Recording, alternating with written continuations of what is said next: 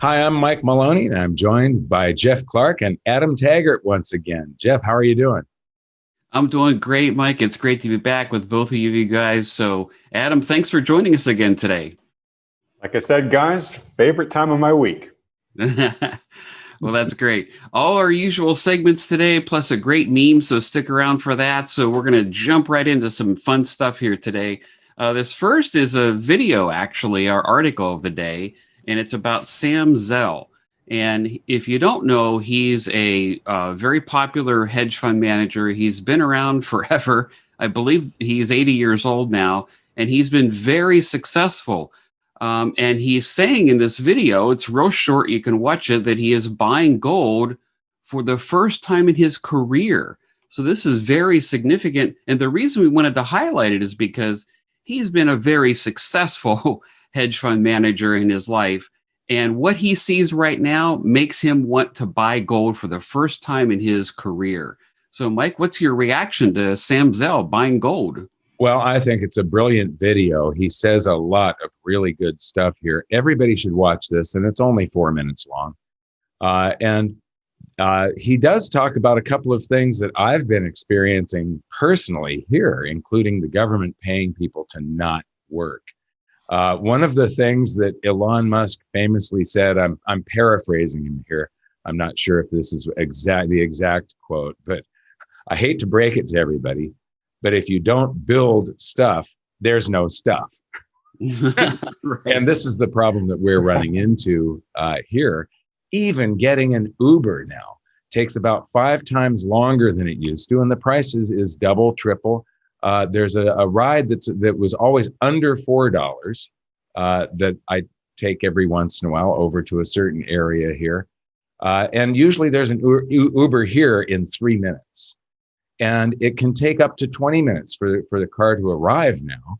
And the ride has gone from under $4 to about, on the way back from this restaurant that I went to, on the way back, it was $24 for this same ride, from 4 to 24, because they can't get enough drivers out, because they're all being paid to stay home now. They used to do this as a second job, to pick up extra cash. And now there's no reason for them to. So it is really messing up the entire economy here. Restaurants are having problems and so on. But the big thing is that the government is they're borrowing the currency, and then the Federal Reserve is the entity that's creating it. So they borrow created currency. When that gets spent into the economy, it comes back as inflation, and that's what Sam Zell is protecting himself against. And he'll probably make quite a bit on it. What's your take, Adam? Yeah. So, I always say don't necessarily look at what they say, but watch what they do. Right. And this is a great example of that. Sam has been an extremely successful investor his whole career. And he's actually kind of been a precious metal skeptic through most of it. And I think the fact that now at age 79, he is now saying, you know what, it's time to own gold. I've seen the light. It's really, really telling of where we are in the story. And the term that he used was currency debasement. Everything that we warn about on this program week in and week out, the light bulb has gone off for Sam. So, when you see somebody of that stature, that degree of success, who again was sort of on the other team on the playing field for most of his career, finally crossed the line, it's a really telling milestone of where we are in the story here. Well, on to our tweet of the day, guys. And this is from our friend Galactic Trader. Bacon is up 11%. And you can see he lists all the different commodities here, food commodities. Food and other commodities, I should say. And there is bacon. It's up 11%. I believe this is year over year. And then he goes through a whole list of things. You can see bread and chicken and on down to gasoline, corn, of course, as we know about, cotton, appliances. So all kinds of things are rising substantially in price, if not spiking outright. So, Mike, what's your reaction to all these things rising in price so much? I still contend that there's going to be a deflation, and that deflation will be with the markets popping and bubbles popping and crashing. However, in my book, I covered the invisible crash. And if everything, you can have the markets crash, if the markets go sideways and everything else catches up to them and surpasses them, then they are losing value compared to the rest of the economy. This is what the beginning of a hyperinflation looks like, actually. Adam, what's your take? Yeah, I know exactly. Well, first off, I think, look, for most people, it's all fun and games until they come for my bacon, right? And then it gets serious. But, look at these numbers, folks, on this chart. I mean, things up by a high single, double digits. We know that commodities like lumber are up like triple digits year over year, right? And what's interesting is it's not like the non-tangibles aren't, are remaining the same. They're increasing as well. Things like healthcare and education. So they're not taking a break from this price inflation. They're participating right along with it. So the question is like, how can regular people survive for much longer with this type of cost inflation, right? And I don't even know how anybody can report the CPI with a straight face these days, saying that inflation, remains below 2%. Sure, maybe on some academics' whiteboard, but not in the real world, in people's homes and home lives. I interviewed Ed Butowski, who creates the Chapwood Index, which basically is a basket of the 500 most purchased items by consumers, and he calculates, and this was pre this recent inflation spike, that most metropolitan areas are seeing an annual cost inflation rise of somewhere between 11 and 13%. And I think that's now higher given what we've been seeing over the past couple of months. So guys, I mean, how long can the average person stand to absorb that type of cost of living inflation, especially when wages aren't rising?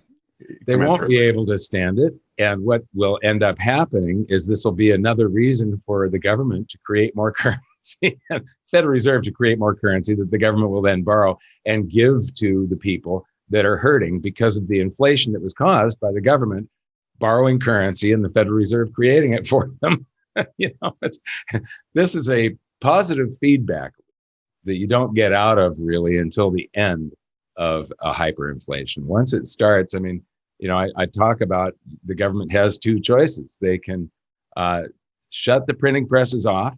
They can send every government employee home with no pay, stop spending anything on anything. And at that point, they can wait for the free market to do price discovery and figure out how much currency there is in the system. And then they could start the game over again. Or they can print the currency into oblivion. No government has ever chosen the first option. They always choose the second option. Right. Well, that sure reminds me of Hidden Secrets of Money, episode 7. That's exactly what's happening here right now, the beginning parts of that. So, well, guys, by the way, I have to mention real quick, silver is spiking today. Gold and silver are both up. Gold's up about 1.5% as we talk here. Silver, of course, outperforming gold, up twice that, up over 3%. So interesting to see that gold and silver are spiking when news like this is coming out. So, well, if you're liking this video, please hit that like button for us down there below and hit the subscribe button and the notification bell as well. So, well, guys, on to our chart of the day. And this is very interesting. This is a chart showing the most downloaded apps that are out there right now. And what do you think is the most downloaded app? Is it YouTube or Instagram or Facebook or even TikTok? No, it is Robinhood. The Robinhood app is the most downloaded app right now. And this suggests some very interesting things. Don't you think, Mike? Yes, it goes along with a chart that we covered in the last video that you and I did, where it was the percentage of the population of the United States that is now invested in the stock market. This goes right along with that spike that is showing that we are in uncharted territory, where this is causing bubbles. The dislocation and distortions that the Federal Reserve has caused in the economy are just immense, and everybody wants a piece of the action. And this is what market tops look like. This is what it looks like before a crash, except this one is taken to an extreme that we have never seen before on this planet. Adam, what do you think? Well, I think this shows that we have officially become a nation of speculation junkies. We are just addicted to speculation. And of course, that's for all the reasons that we've talked about on this program. People have either been forced out the risk curve to get returns to be able to just live, or the younger generation is having so many challenges building capital. Their only hope of actually getting enough money to maybe put a down payment on a house someday is just to take home run swings at these meme stocks or whatnot, and just hope that they get a 10-bagger in there at some point. I just interviewed a guy named Eric Hickman, to your point there, Mike, about market tops. And he's a big sort of forensic analyst of the markets. And since 1910 has seen that the market has had basically 8 roughly equal in duration periods: good period, bad period, good period, bad period. And at the top of every good period, it ends with everybody in stocks. It's everybody has decided that is the only way to build wealth going forward, and it becomes sort of a 100% trade in that right now. We are at that stage where everybody is all in stocks. And what you need to keep in mind is these good periods are followed by bad periods. And these bad periods, which are about as long as the good periods, they end with people swearing that they will never own a share of stock again because they have been beaten up so badly in the marketplace. And we really need to keep that in mind right now, because that seems unimaginable right now to the average investor. But if history is any guide, which I believe it will be, the tables will turn here. And I think, this specific Robinhood app at the top of the list shows us that we really can't get any more saturated with speculation at this point in time.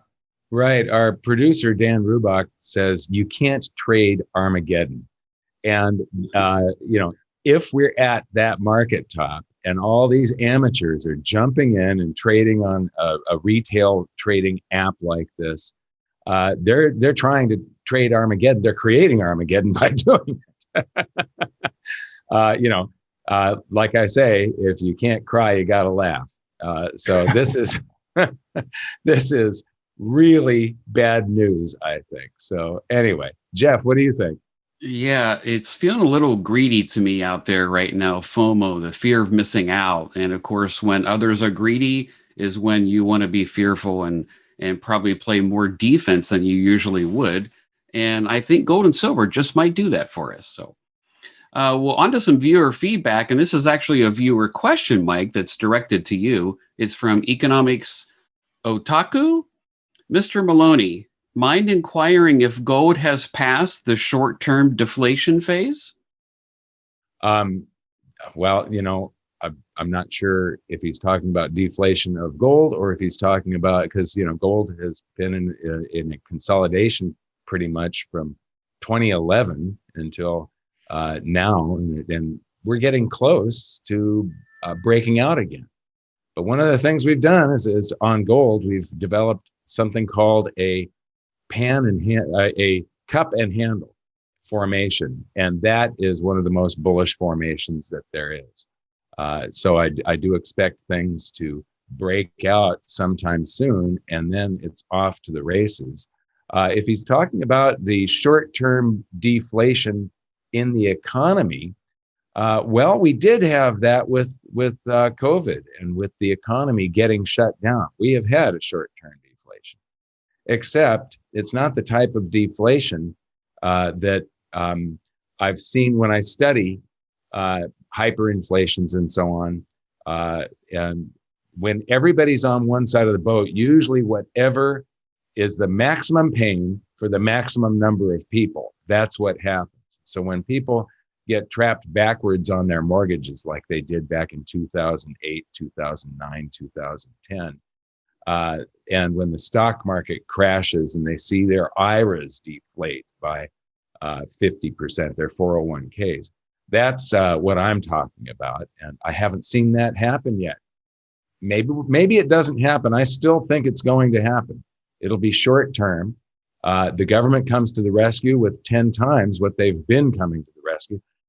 But, maybe there was the contraction in GDP that we just saw and the slowing of velocity and stuff during the COVID thing. And this time we're going to skip it. But, every time somebody says this time it's different, they're always wrong. Right. Adam, what do you think? Maybe a short-term deflation coming, like Mike's saying, or we head right into inflation, or maybe even both. We get some sort of stagflation going on. What do you think? Yeah, that's the magic question. And I will say I'll be more informed on being able to answer it after the upcoming Wealthion conference on June 5th, because we're going to have a bunch of notable deflation and inflation experts there, like Lacey Hunt and Grant Williams and Stephanie Pomboy, and our own Mike Maloney as well. And as we get closer to that date, I'll let folks know more about it. But my general feeling is I predict the same thing as Mike, which is where this story is over, the markets are so incredibly distorted right now that there is going to be a pretty major correction in the markets. And during those violent corrections, everything that retains value gets sold just to meet margin calls and whatnot. And so I think you will see some downward pressure on the precious metals then, because they will be one of the few things that retain the majority of their value. But I do think that will be short-lived, as Mike said. And I think the government's response is basically going to just be rocket fuel for the precious metals at that time. I think that is really the time by which you've got to have your position built in advance. The only thing I'll say is in the short term, I think gold and silver are going to do quite well until that we have the larger market correction for all the reasons we talked about at the beginning of this program. We got the Sam Zells of the world, finally saying it's time to allocate serious capital to the space they've been ignoring. So I think the precious metals short term bottomed in March and are going to do quite well until such larger market correction happens. Yes. Okay. On to our meme of the day here, guys. Before that, if you've not read Mike's book, we'll put the link down there below and you can do so for free. And yes, check out Adam's new Wealthion channel. It's great. And I've seen some of the guests that are coming to his conference. It's going to be very exciting. So you can check that out. So, okay, Mike, share our meme of the day with us. Well, this one's interesting. One of the things that Dan is always saying is, can you delegate a right that you don't have? Because that's what we do with government. We constantly empower government with all of these rights that we don't have, to coerce, to force people to do things. And this one is about the moral compass and our own personal ethics that we all have. Don't steal. The government hates competition. Thanks, everybody, for watching. We'll see you later. Bye, Jeff. Bye, Adam. Bye, guys. Bye, guys.